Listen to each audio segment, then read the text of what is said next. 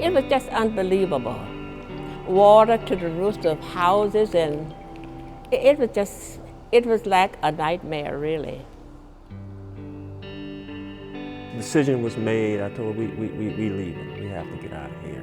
We didn't know the devastation in New Orleans for like about 3 days after. One lady had a radio, and we were listening to this radio, and all we could hear of the things that was taking place.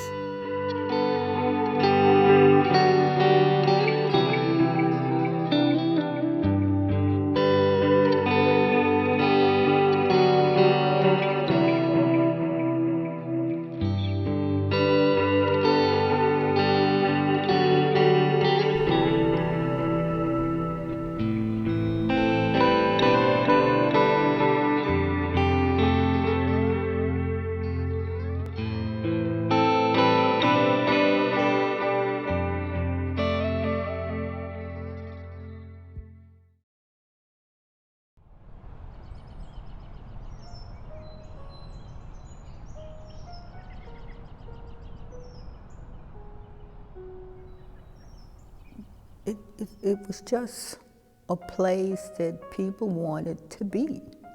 You know, you wanted to come to New Orleans. It was exciting, it was fun, it's friendly. The people here are so friendly. You know, you can meet people on the street and just talk to them.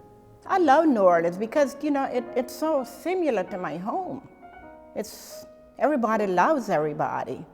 New Orleans is, to me, a welcoming city. It's a city, you know, they call it the city that care for God. I just think anyone comes here, everyone comes here. When you arrive, you feel immediately like you are a part of what's going on here. It's a close-knit city. There are a lot of bad things that happen here, just like every place else. But to put all of that aside and know that New Orleans is filled with people who love and care for one another. I call it the Northern Caribbean or the Northern West Indies, being that, you know, I'm from Bahamian descent, you know, and my parents were from the Bahamas. And when I first arrived here, this place reminded me a lot of Nassau, Bahamas. I like everything about New Orleans. It's a place, have you ever heard that old cliche about you don't know what it means to miss New Orleans? So that's it exactly.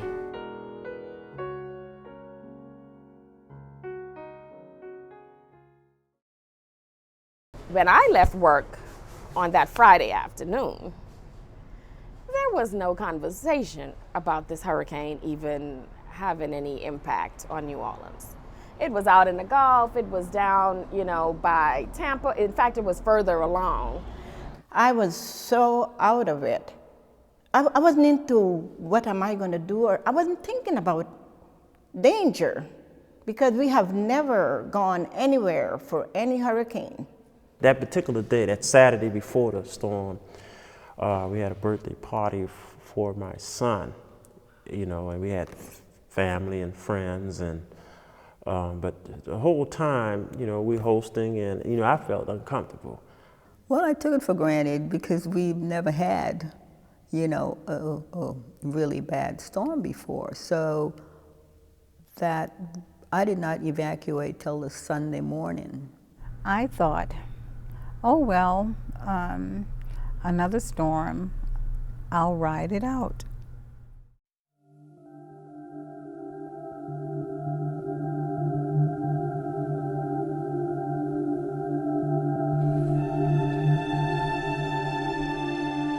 A good friend of mine, Susie Terrell, who's a city council person, called me about like 4 that morning, and she said, it's coming, so you need to go. Elvia start calling people around, I guess, and they made arrangement, and we all start connecting back and forth. Before we went to bed, I told the girls, I said, well, let's pack a bag. I said, because if we're gonna leave and we leave in the middle of the night, we'll have a bag and we'll be ready to go. I said, pack enough for 3 days, we'll be okay. I know many of people from Louisiana have a tendency of going west you know, whether it's Texas or whatever. And I told my wife, well, you know, we don't have any reservations to go anywhere west, but let's head to Atlanta, because I know I'll be able to find some form of hotels in that area, you know, and just, you know, to wait this thing out. That was the first time a mandatory evacuation had ever been called in New Orleans history. Disaster experts tell you that about 20% of people will stay behind no matter what. So in a major metropolitan area, that is a significant number of people left behind. We got on the road and we were going across by the spillway. And within 30 minutes, they said it had gone from a Category 3 to a Category 4. The talk radio mentioned that the storm was up to like 175 miles an hour at that point.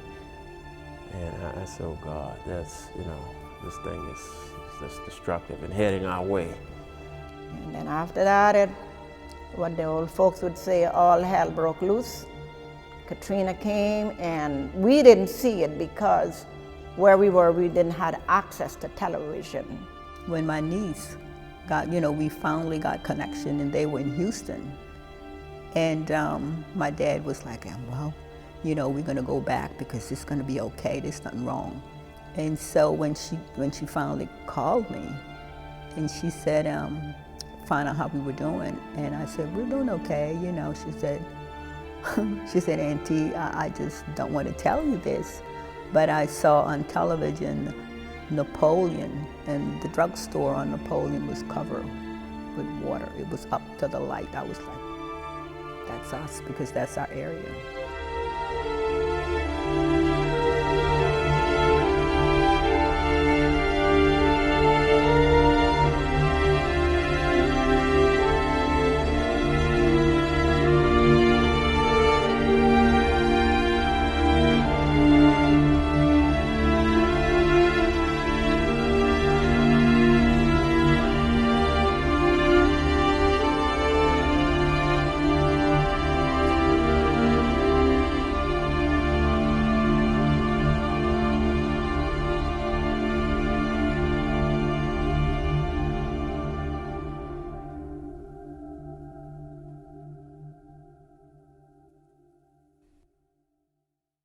When we drove back in, I mean, I think you saw that picture.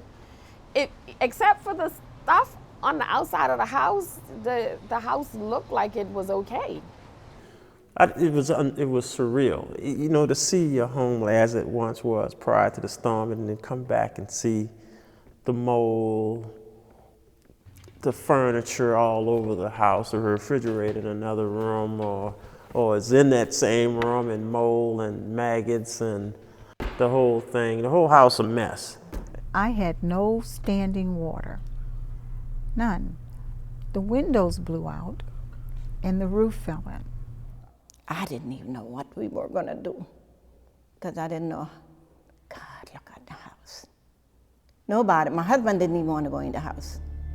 And the adjuster that came to do our adjustment told me, he said, Miss Gray, don't go, please don't go in that house. But I went anyway because I had to, and everything I had was in there.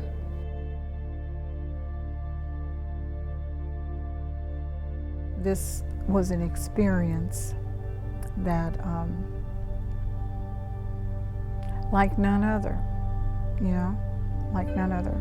It made us more loving and accepting of people. And to see how good and kind outsiders could be, to come in and help us without charge, that's a blessing.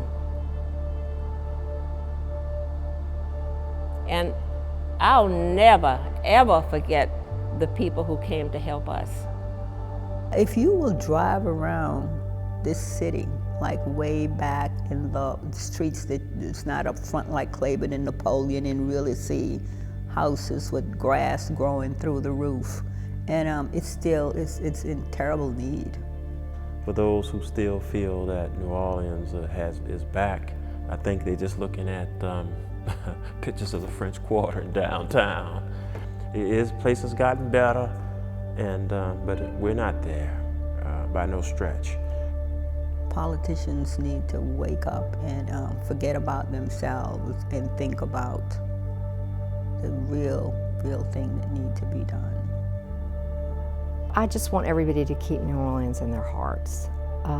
Keep us in your prayers. Keep us in your discussions with others. Like I said, I really believe New Orleans has an ability here to speak truth to power, and that we all have these things in our own communities that we can address. And I would like us not to lose the lesson of New Orleans, to make it a lesson for the country, that we are all intertwined in a very special way, and that we all depend on one another for our well-being. And I would like to see New Orleans not forgotten.